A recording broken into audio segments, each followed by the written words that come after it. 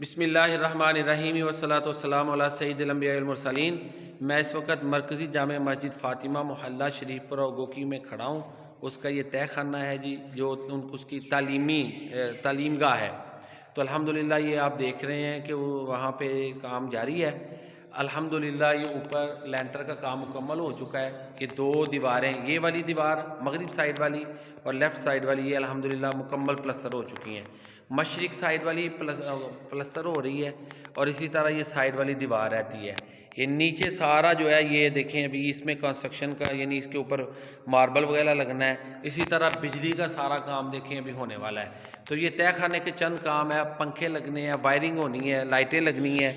तो ये सारा काम तय खाने में हो जाए तो इसके बाद इंशाल्लाह यहाँ पर तलीमी अमल हम शुरू करेंगे। वो तलीमी अमल पहले शुरू करने का इरादा था लेकिन ताख़ीर हो गई। इसी तरह ये मेन है, यहाँ पे ये दरवाज़ा, ये कमरा बनना है, ये मेन